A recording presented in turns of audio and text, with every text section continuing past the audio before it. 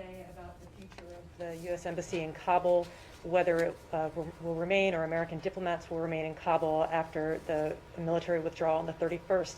And also more broadly, you know, we're already seeing women being repressed in Afghanistan by the Taliban, people being attacked, intimidated, being kept from getting to the airport. You know, I'm wondering if you can give us any concrete examples of steps that the United States is going to take to assure SIV applicants and other high-value, or I'm sorry, high-target, high-risk Afghans, that they're not going to be forgotten when the United States military leaves.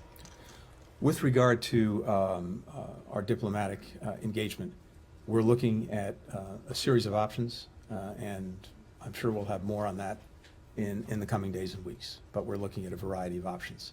And as I said earlier, particularly because the effort to bring out of Afghanistan those who want to leave does not end with the military evacuation plan on the 31st.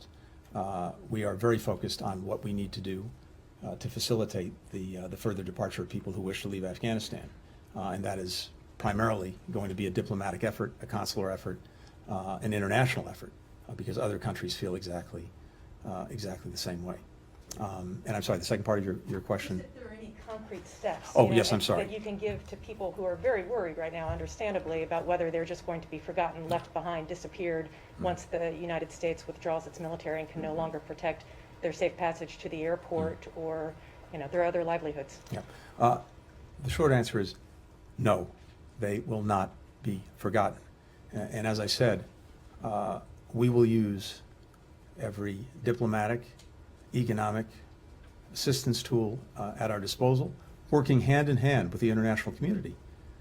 First and foremost, to ensure that those who want to leave Afghanistan after the 31st are able to do so, as well as to deal with other issues that we need to be focused on, including counterterrorism and humanitarian assistance, and expectations of a future Afghan government. I mentioned a few moments ago that we got 114 countries around the world to make clear to the Taliban the international expectation that people will continue to be able to leave the country after the military evacuation effort ends. And we certainly have points of incentive and points of leverage with a future Afghan government to help make sure that that happens. But I can tell you, again, from my perspective, from the President's perspective, this effort does not end on August 31st. It will continue for as long as it takes to help get people out of Afghanistan who wish to leave. What's your level of confidence today that the Taliban will actually abide by some of these requirements and expectations that the international community has put on it? I'm not going to put a percentage on it. I can just tell you again that the Taliban has made their own commitments. They've made them publicly. They've made them privately.